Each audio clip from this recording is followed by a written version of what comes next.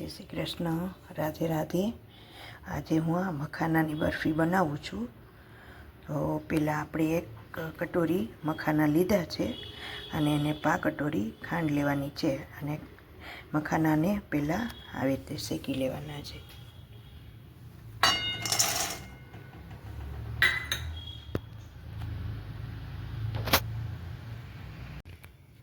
ધીમા ગેસે આ રીતે શેકી લેવાના અને પછી એનો બ્લેન્ડરમાં ભૂકો કરી લેવાનો છે. 5 મિનિટ શેકી લેવાના છે. ફૂલે એટલે આપણે એનો ભૂકો કરી લેવાનો છે. આ રીતે આ ભૂકો થઈ જાય ત્યાં સુધી શેકવાના છે મખાનાને અને પછી એનો બ્લેન્ડરમાં ભૂકો કરી લેવાનો છે.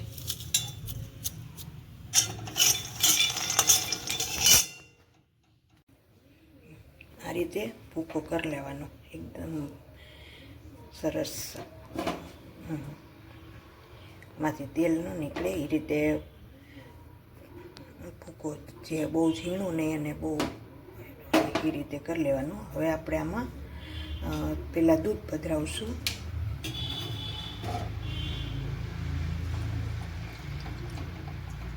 એક વાટકી હોય તો 1 વાટકી દૂધ પધરાવવાનું આપણે.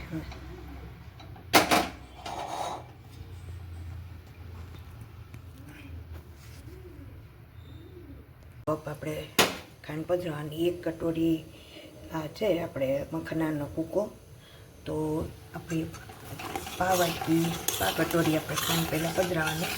અને હવે ધીમો ગેસ કરી જરાક ખાંડ ઉકળી જાય એટલે ધીમો ગેસ કરવાનો થોડો અને પછી એમાં મખાનાનો ભૂકો પધરાવી દેવાનો.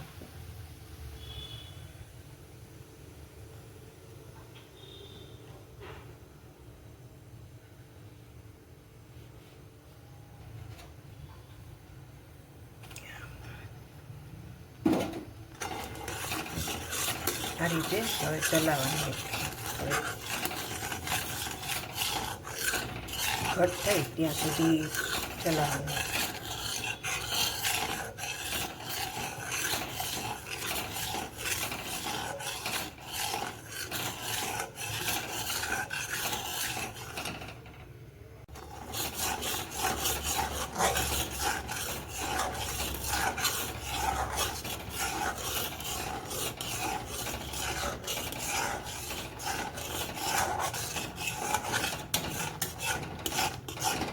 ઘટ થવા માંડી છે એટલે થોડી વાર પછી એમાં થોડીક 1 ચમચી ઘી કરવાની.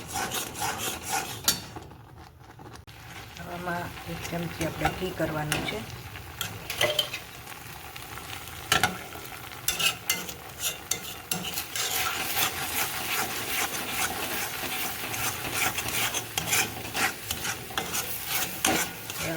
લોયામાં ચોટતો નથી એટલે આપણે નીચે ઉતારી લેવાનું છે.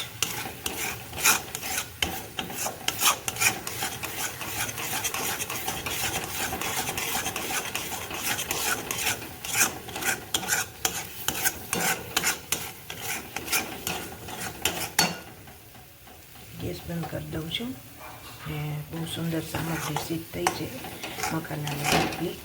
જો તમને આ મારી સામગ્રી ગમી હોય તો લાઈક, શેર અને સબસ્ક્રાઈબ જરૂરથી કરશો. જય શ્રી કૃષ્ણ, રાધે રાધે. આપણી સામગ્રી થઈ ગઈ છે અને આ રીતે જોવાનો આ બોલ્સ વડે એટલે સુંદર એકદમ સરસ થઈ જાય. આપણી બરફી સિદ્ધ થઈ ગઈ છે.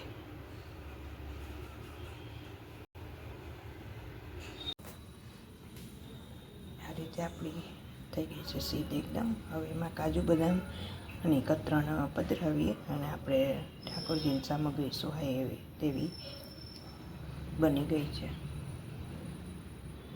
અને હવે નાના આપણે ટૂંક કરી લેશું.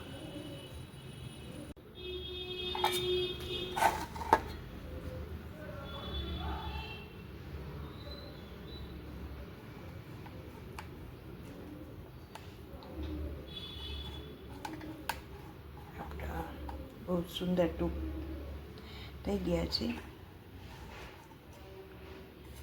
અને થોડી વાર ઠરે એટલે આપણે પીસ કરી લઈએ.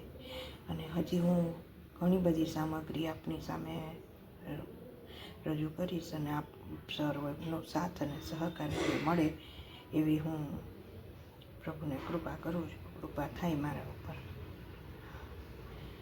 અને આપ સર્વનો સાથ અને સહકાર જાજો મળે.